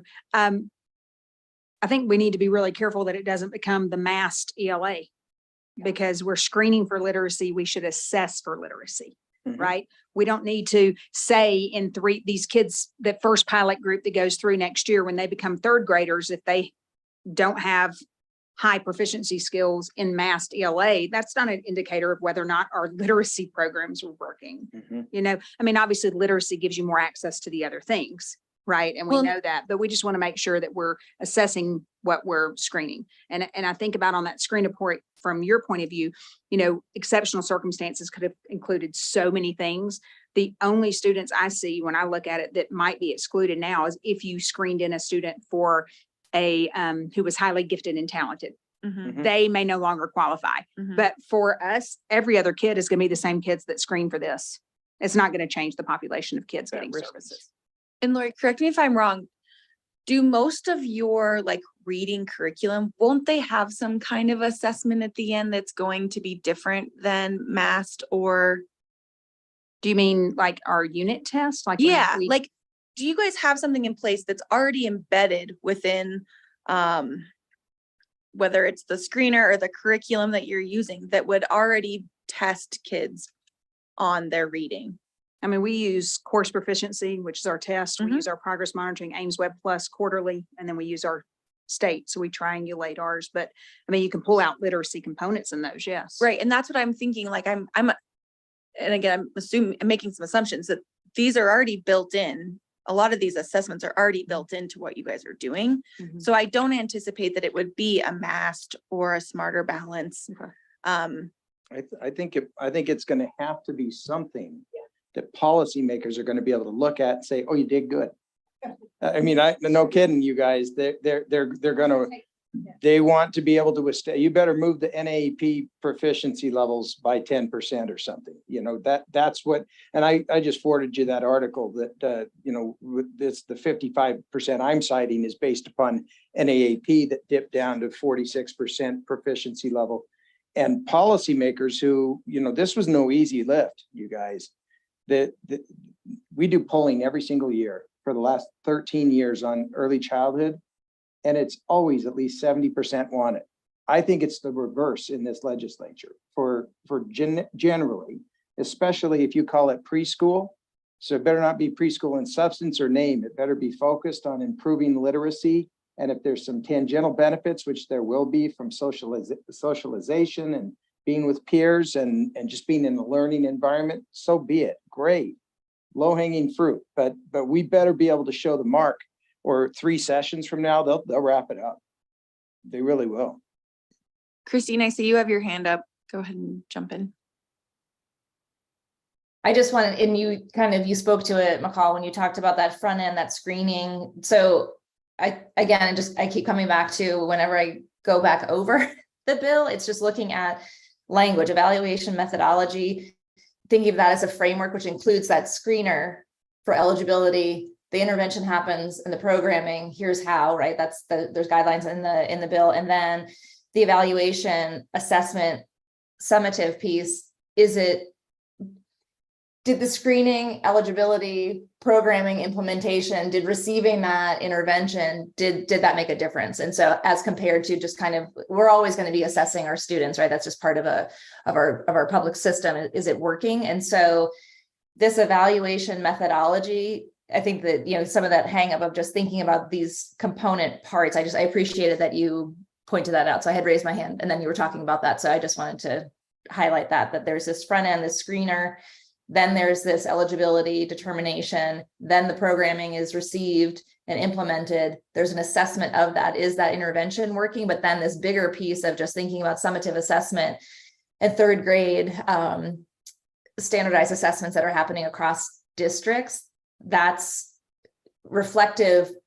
One piece of it, it's not causal of just saying you did this intervention, what difference did that make? But because we're going to have data sets on 4-year-olds who continue through our public school systems, what's the impact of that 4-year-old program? It's not the only impact. There's all these other confounding variables of just thinking about that assessment, but just better following those kids too, of just thinking those that were determined eligible at 4, receive the intervention, then what does that look like in 3rd grade? The hope is that they've also received, you know, as part of MTSS, as part of other things that are happening within our schools, within our districts, but it's part of that framework, part of that journey and that trajectory for those for those kids. So I appreciated that kind of, again, just taking that time to clarify each of these different parts is really helpful.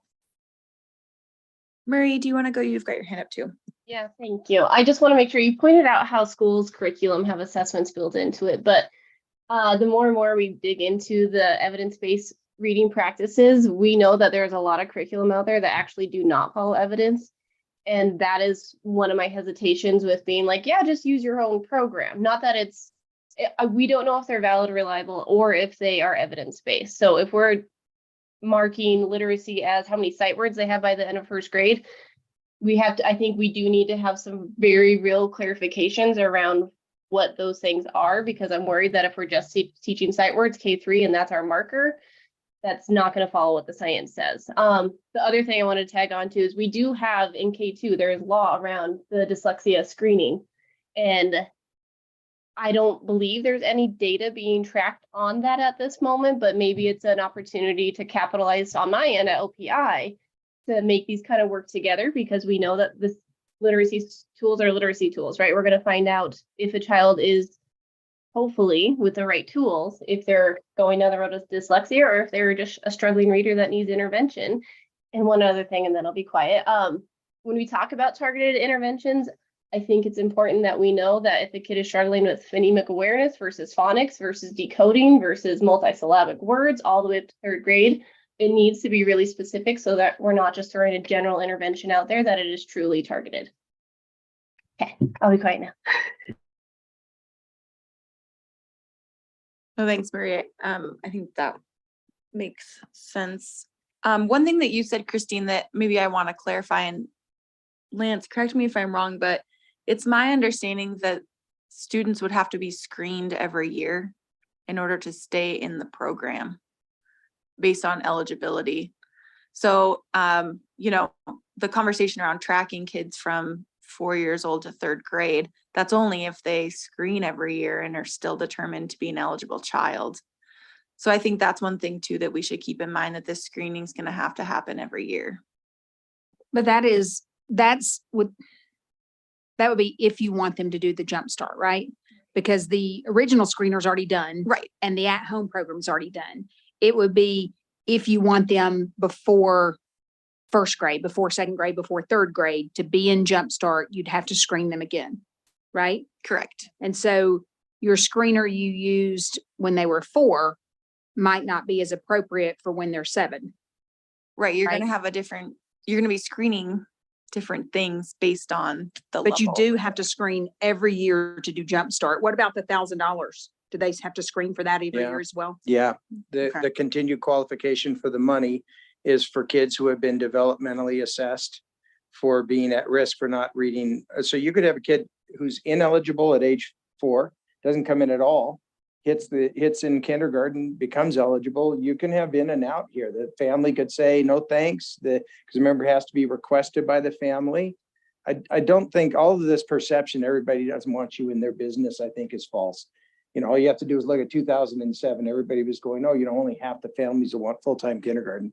In about 6 months, everybody was in. Yeah. So I think you're going to see the same thing here, but you still need to be aware that the law says you need to get permission each time, and you have to continually identify this student as someone that may not read on grade level by the end of grade 3. So they could be in and out. They could, fall behind again, accelerate up, which means a system of a research-based methodology that is sort of a, global way of saying who's struggling right now. What can we do about it? By the way, that summer school program, you guys, that's really good funding in terms of in and of itself for 120 hours, getting a quarter time A and B. Best case scenario, you need 180 hours of instruction.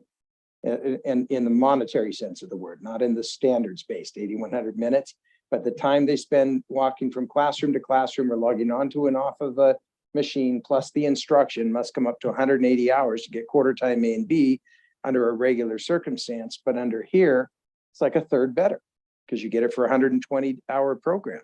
So I'd really put the pedal to the metal on those programs, because I think you're going to find using your existing cost models that you're going to be able to fund at least a proportional stipend, if not a richer stipend, associated with a summer extended duty contract associated with it, you know.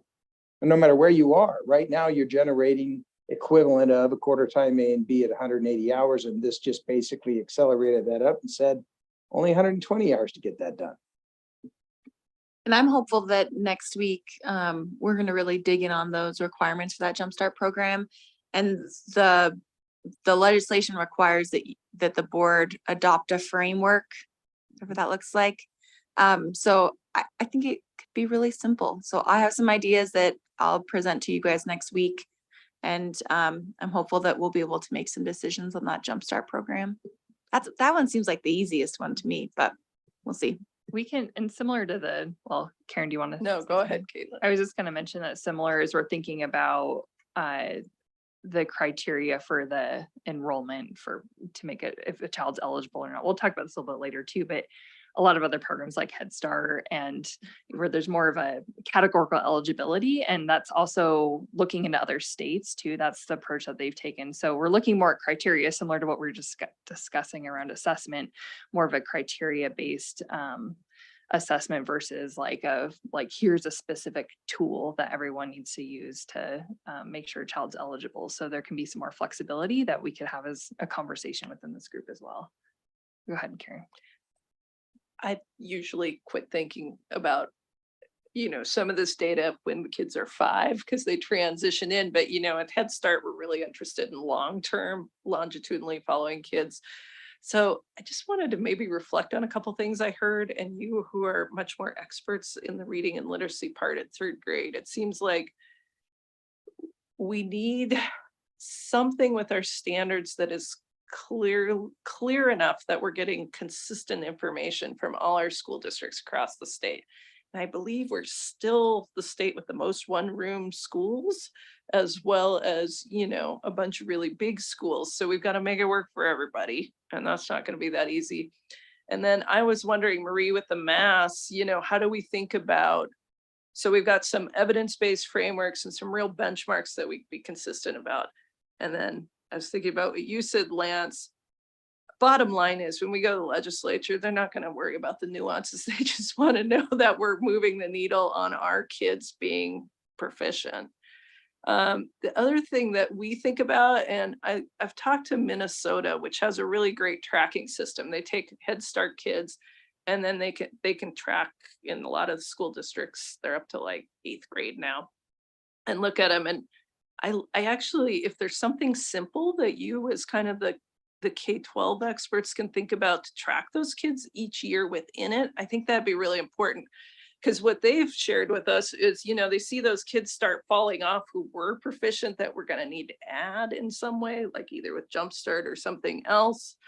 And then we also see the trajectory of those kids who did have the intervention and continue to do well. And I really want to make sure that whatever we do, we catch those kids and we track them really clearly. So that's kind of my hope and sort of what I'm hearing reflected. And I'm trying to figure out what sounds doable to you as the experts and kind of thinking about that grade school system piece. You know, what are those bottom lines that are going to work for every school district?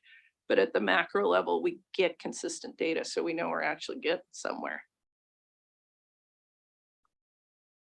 I was going to say that when we qualified for early reading first, there was that understanding that they were going to track the students. And right now with student ID numbers in Infinite Campus AIM, we could do that. And if the state didn't do it at the level that we were doing it at the district level, because last year was our first graduating class of students who started at the Early Learning Family Center. And we were so excited about that milestone. How many students walked across that stage that actually had the early intervention? How many made it to graduation?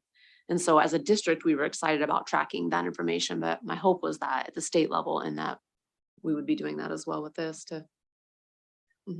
So yeah, Colette, thinking about saying that, and we've been in the AIM system since the first PDG, most of our programs. So we've at least got kids who are past 3rd grade anyway. Some of ours, I think our oldest ones are in 5th now.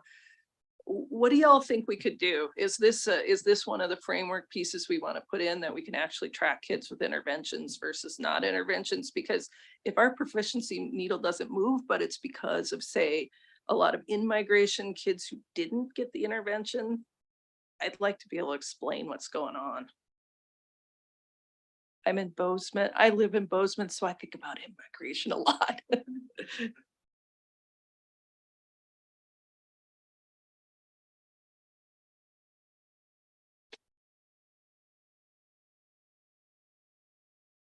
Oh, that's perfect. Sorry, we're getting ready for lunch, so we just had to figure out a couple of logistics. But that's a really good point, and I think this is the place to have these conversations and to really think through this. So can I ask a clarification question here, because it takes me a little while to get up to speed as to what's happening. So as I understand it, then the baseline building block of this whole process is the Board of Public Ed standards on reading, correct? That's the base, that's the building block. Correct. The classroom-based programs will all be based on the Board of Public Okay. Ed standards. And then what we're trying to do is we're looking at putting together some sort of process where where we can move to analyzing, approving any kind of research-based methodology, age-appropriate screener assessment instrument that has enough flexibility in it to allow school districts to use whatever they need to use or are comfortable to use that has similar characteristics in it to address those baseline benchmarks, correct? And then at the end have some sort of process to assess whether or not over time we've actually made a difference. That's what we're trying to do. Bingo. Thank you.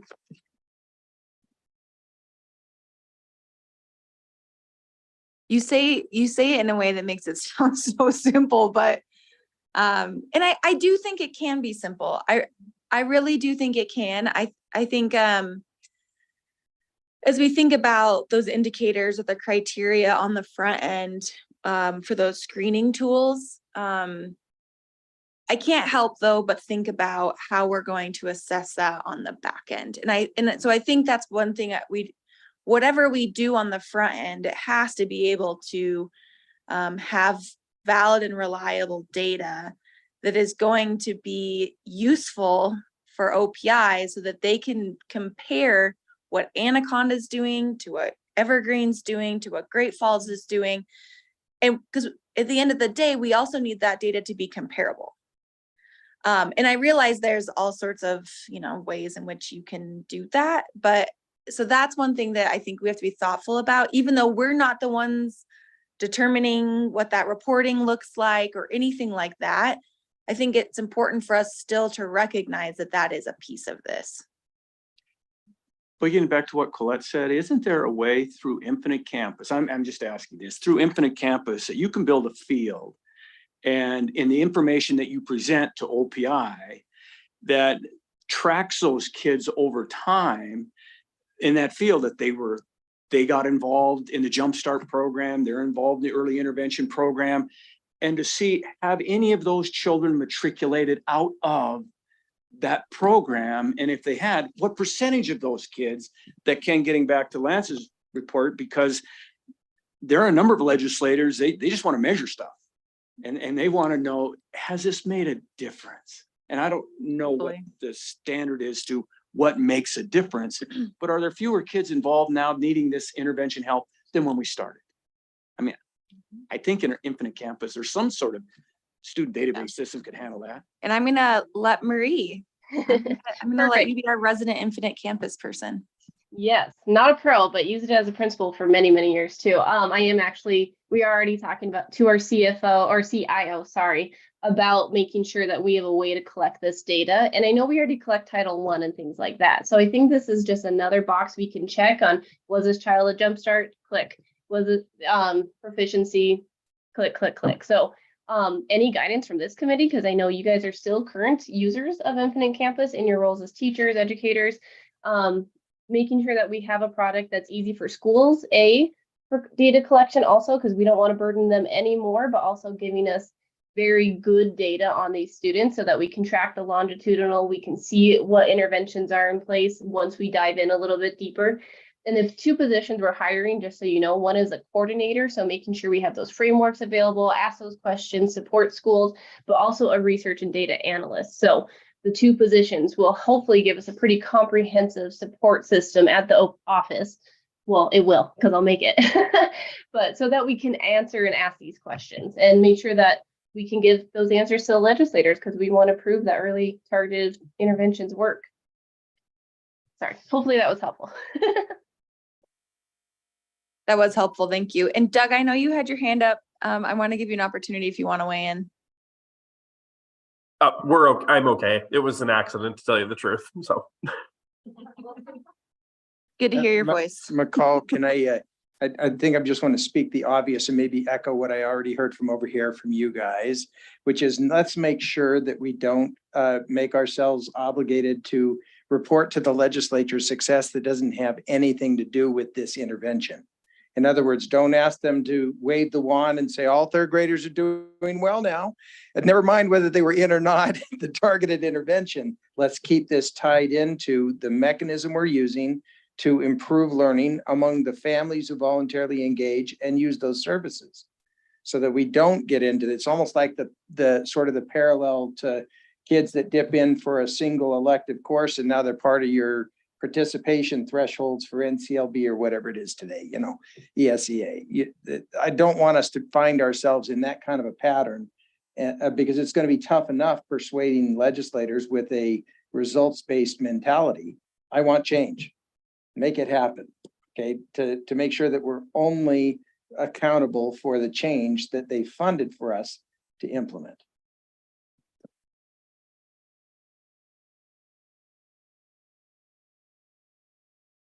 Well, this has been really helpful. I'm not trying to, I mean, we should continue this, but this has just been really helpful for me to kind of wrap my head around. I mean, as a non-expert in this, the more I read the bill, the more questions I have, the more confused I am at some things. But I really like that we've kind of talked about like how we just need to bring it back and simplify it as much as possible. I really like kind of that as our baseline right now. That seems natural to me. I know we're like on the proficiency part, and we've kind of talked a lot about a lot of different things. But is there anything else that like, as we're thinking about this, people have questions about? Yeah, go ahead, Colette. Yeah, so this isn't super obvious to me right now, maybe because my brain hurts, but so we had to go through an entire board policy to adopt 3100.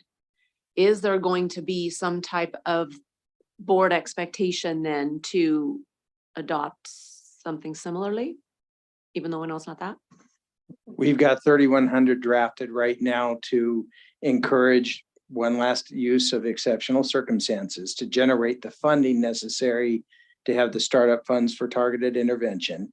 And then later in this year, we're going to then come up with a model policy that is going to replace 3100 that's going to be based on targeted intervention. And we've already got that drafted. We just don't want to push it out when right now we're really on a campaign to get one last use of exceptional circumstances by anyone who hasn't come to the party yet. And I know I'm going to repeat something you guys already talked about last time, but that it's central on our minds that you got to prime the pump. And if you don't, next year, I don't know where there's not going to be ESSER funds that run out in September of 2024 to prime the pump. So the reason we think that anybody that hasn't even done it yet should do it now, even if they haven't yet, okay? There's aggregate hours of instruction per year, not per semester. Okay, the folks from OPI, please remember that. It's not aggregate hours by semester or aggregate hours by enrollment count. You can be present in February, and if the district can establish that it meets the requisite hours to meet a certain A and B threshold, they generate A and B that will then fuel next year. So in a perfect world, everybody that's going to do it has already done it, and those kids are in the October count. When does that happen? Yesterday or something? But they're going to be in that October count. But it's not too late even for people that forgot or weren't paying attention, whatever. And we had this right in during the transition to full-time kindergarten, where we had people gradually ramping it up.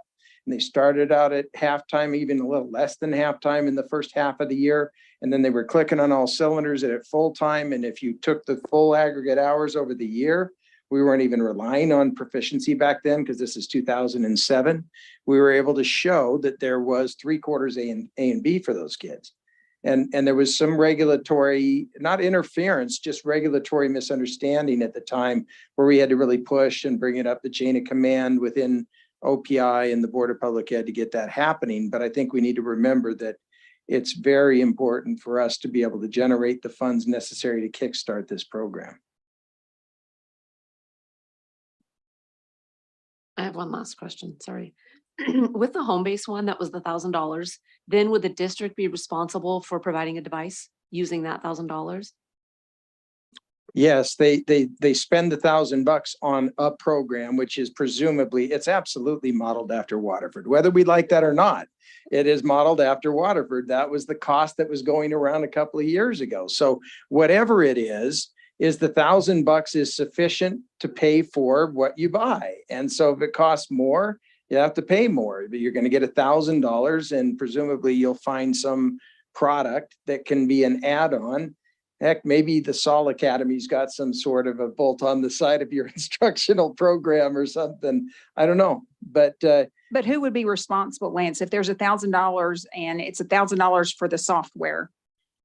Who is responsible for the device, the school or the parent? just never the parent. Parent So can't the be school would charged be anything. obligated to provide a device. Could we write it in our thing that the 1,000 has to include software and device? If you get 1,000, you're gonna have to spend that 1,000 on the home-based program. It would have to be written into the RFP. Right? Could we put in the RFP, the 1,000 has to include cost of device?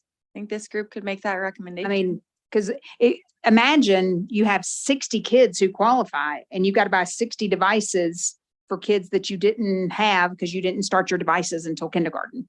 You know, I mean, that's just, you talk about cost to districts. That will But be, you're not gonna have an unfunded mandate on it because you don't have to do that program unless you want to. So you the may school do it. doesn't, even if the parent asks. Yes, the school does not have to do this program unless you have the $1,000 and are doing a home-based literacy program. You're in and out for that amount of money. Let's look at the content of the bill. I'll pull it back up and we can. Yeah, Right, but if a parent says, I want that $1,000 program, the school can say no.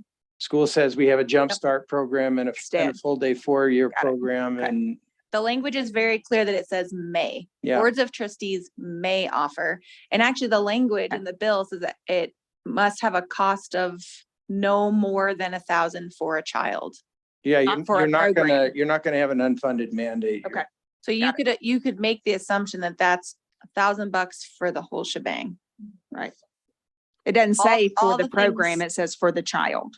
Or Got it. each Have a child. cost of no more than $1,000 for each child, page 3, Roman numeral 4, Thank you. section 3 of the bill. But I think it's important that if you know, that needs to be clarified, that just needs to be written in the RFP. And Lance, we talked about this kind of earlier today. The home-based part is gonna have to go through an RFP. Yeah, And so this group will have just, I think what I'm envisioning, there's no specific timeline right now. What I'm envisioning, and this is in conversations with folks I've talked with at OPI, because they're the ones that are actually going to be putting out the RFP. We're going to certainly try to support that at the board, but I don't know how to write an RFP. But the writing team will probably try to meet later this year. And then at the beginning of next year, I'm hopeful that this group will at least have an opportunity to review the RFP before it goes out. And you guys can weigh in on any changes that you think are necessary. The bills, I mean, there's not a ton of guidance in the bill of what it needs to look like. So it'll depend on, how the RFP is written. But, and then after that, the review team, I'm hoping to have like 2 people from here. And we made very clear that we also wanted you or another board of trustees to make sure that we're meeting that intent of the implementation piece.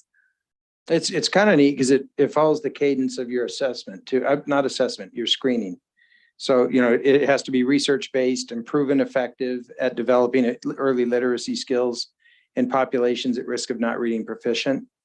It must be operated by a nonprofit entity. That's an important fork in the road. Okay. Fosters parent engagement and have a cost no more than 1,000. And if any of my member boards say, yeah, I don't want anything to do with that, then you don't have to. And if you want to add it on because you got parent demand and they say, we'd really like to have that on top of the full-time 4-year-old program, the summer jump start, and can I have an iPad too? Then you can do it. And there's not going to be any unfunded mandate for you if you do it, because it's money in and money out set according to the terms of the bill. So I've just been thinking about this idea of like giving the legislature something to look at, right? So some quantifiable number, because they're not. So how do we do that when every district uses a different assessment for literacy? Generally, I mean, there's some popular ones, but how do we do that? And then really they just want to see better proficiency on whatever the test is, right? Like regardless if it just tests reading or not, they just want to see our test scores go up, right? So how do we, I guess I'm just trying to think through that. And then the other thing I was thinking about was with how we track students. So I know you've tracked students in Great Falls in terms of whatever. We've tracked students in Anaconda based on what early childhood program they've gone to. So whether or not they've gone to Head Start, whether or not they haven't gone to anything, or whether or not they were part of our program. And we did that for kind of high quality program numbers is why we were doing that. And then also to be able to show like this many kids dropped out and they attended whatever, or this many kids graduated, whatever. And we started that in like, I think 13, 14. So we're pretty close. Like that first group of kids, I think is 7th graders when we started it. So like way behind like where Great Falls is at. But we wanted to be able, because we did that to show my board, hey, this program's worth it. Like this is worth the cost. Like, that was sort of the whole purpose behind it, because we were thinking 10 steps ahead. So there's definitely ways to track kids. So that for sure is there. I think it's just, I'm kind of stuck on how do we not have another legislative session and this goes away. So I do think we have to think about that. Like, how do we make sure that there is some quantifiable way to show the legislature that there has been improvement? I think the data modernization is going to address that. Yeah, speaking to Power School, that's the vendor there now, their connected intelligence program. It would absolutely allow you to track specifically by participation in a particular program here.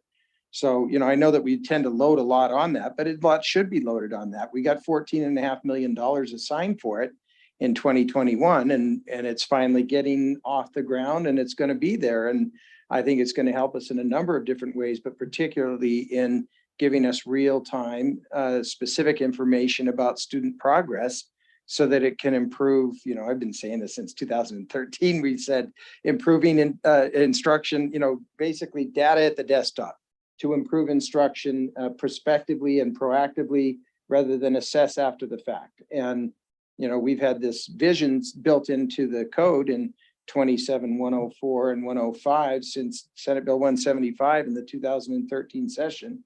And we're right on the cusp now of having the resources and the expertise necessary to get it done. And I think it will come in a relatively similar time frame to when they expect us to show some results.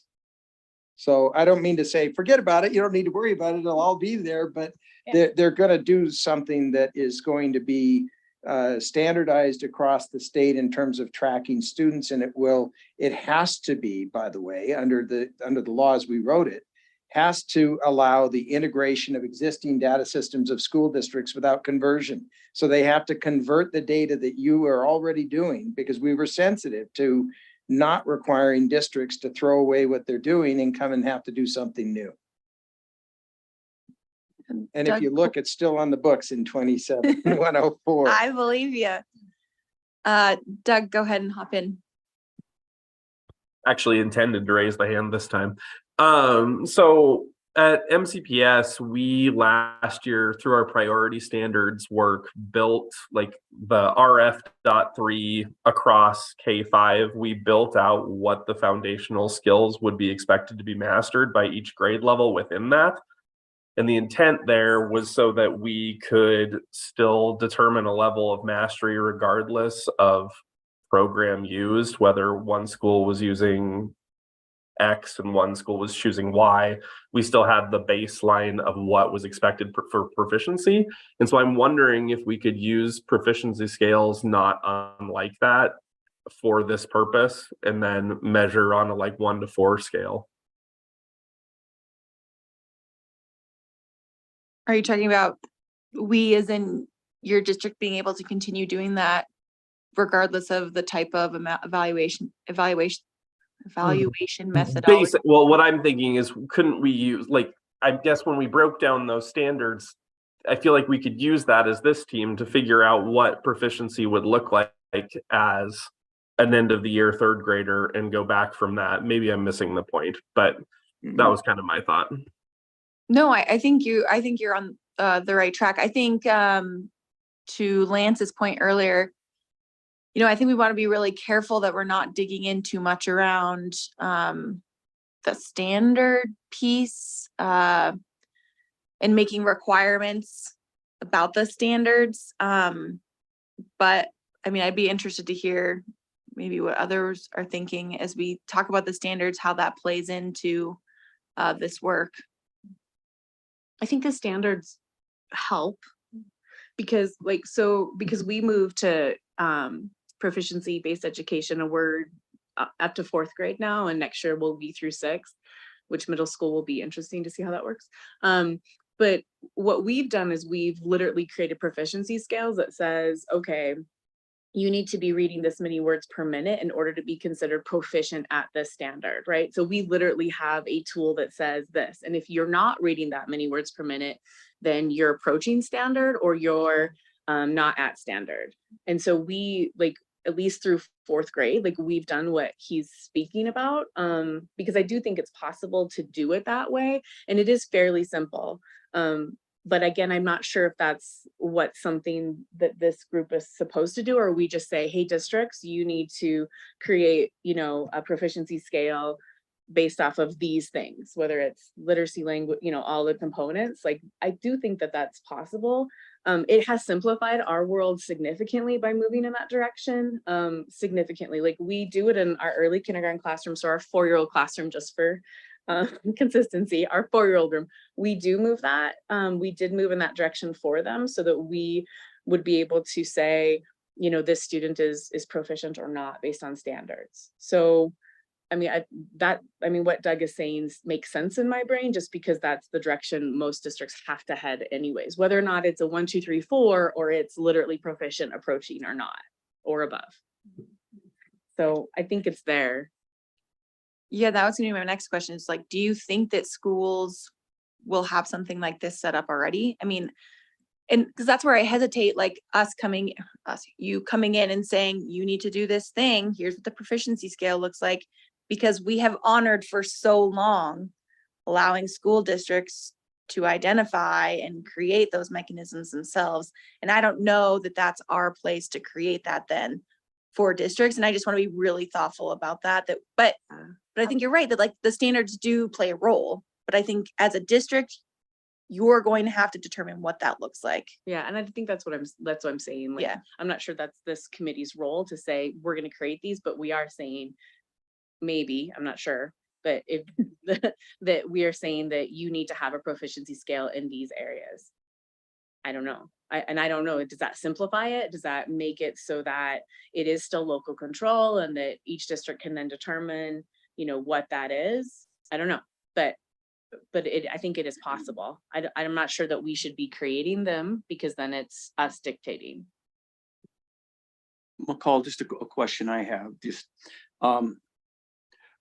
why do I care what an individual school does in terms of proficiency scale, proficiency, whatever they do, as long as they're using some sort of instrument that has common characteristics?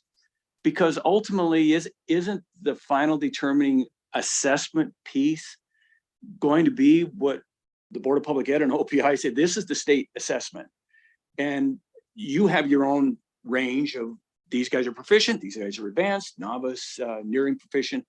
So I don't really care, as long as the local assessment and the local process has some common characteristics, correct? I mean, I'm just asking.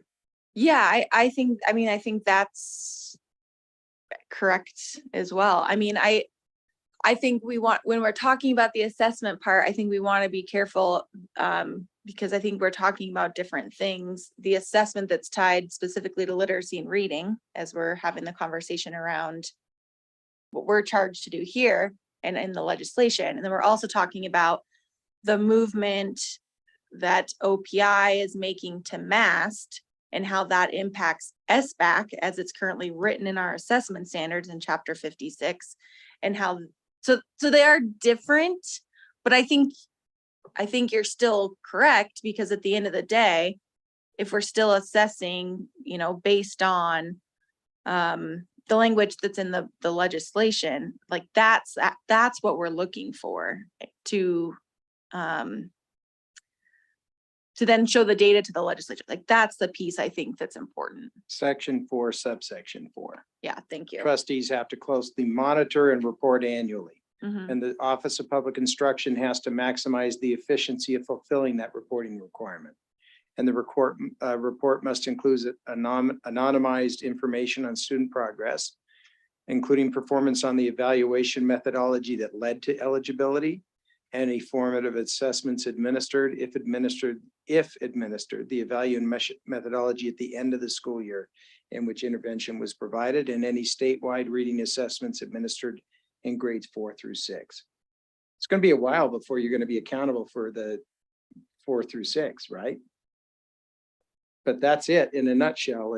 And this is where I think that the connected intelligence from PowerSchool is going to untap this thing and make it so much easier to provide information, allow the information you are already capturing locally to be incorporated.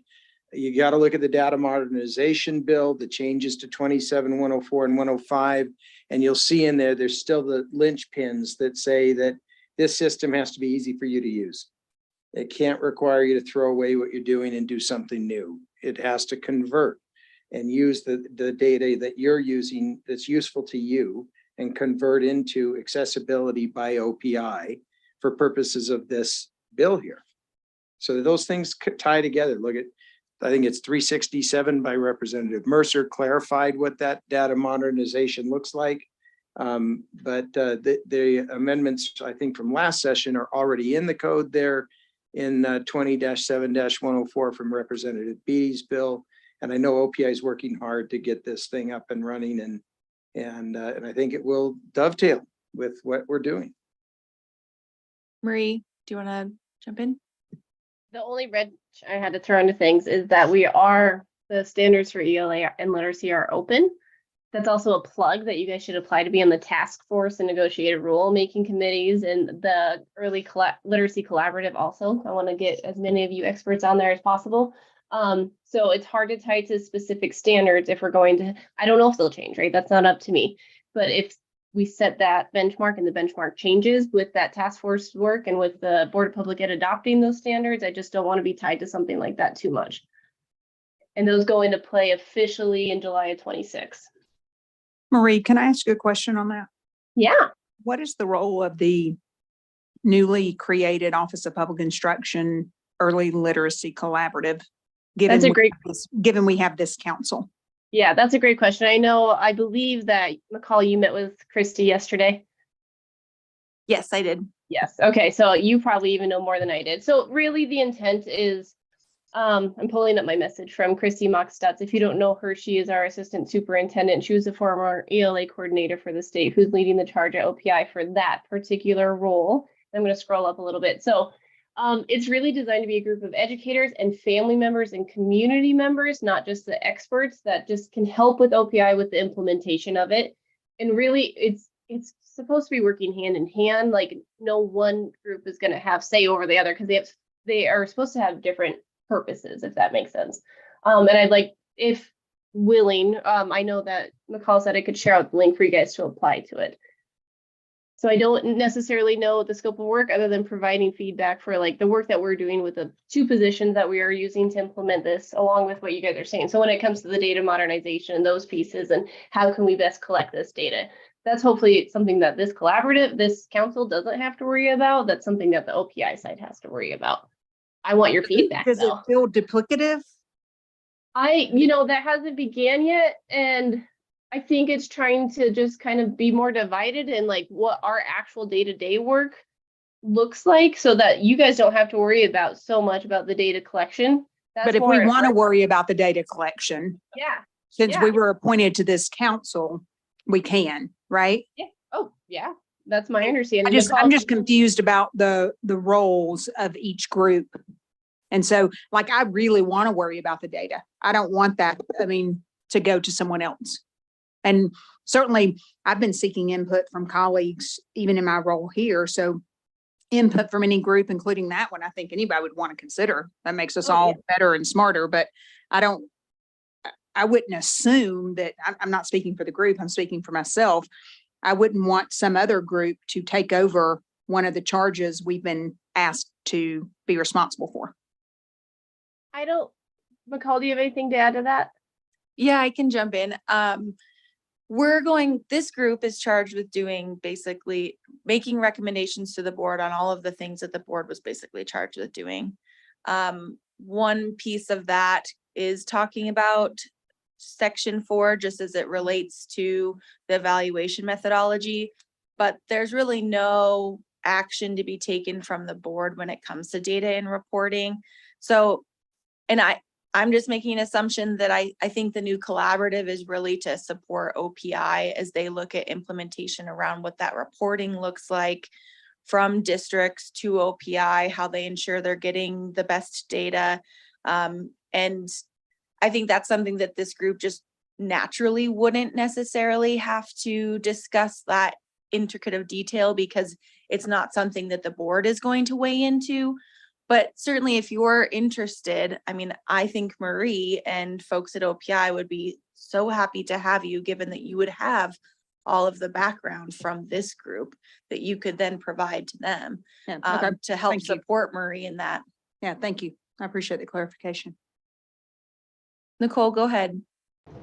Yeah, I just want to back Lori on this. I don't want to be left out of those kind of conversations, and as the experts, I feel like we are an important person to have at the table, so I just want to make sure it's not just all parents and outside and all, I think we need to be present at the table too. So with that, I'm willing to jump in on wherever you need me for that too, Marie. Okay. McCall, if you want to open chat, I can just respond and add it to the calendar invite, the form. It's right at the top of the OPI homepage on the top right. If you look at it, Early Literacy Collaborative. Yeah, I think I disabled the chat and I don't know how to get it back.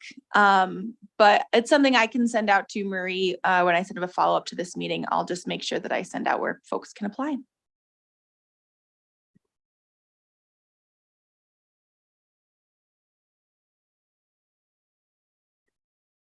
Anyone else have any thoughts, questions before we go into lunch?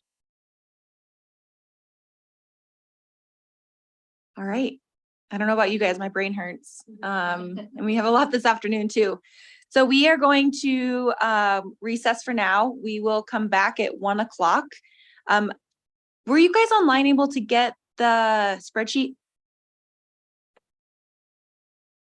Just via my email. It didn't ever show up in the calendar thing.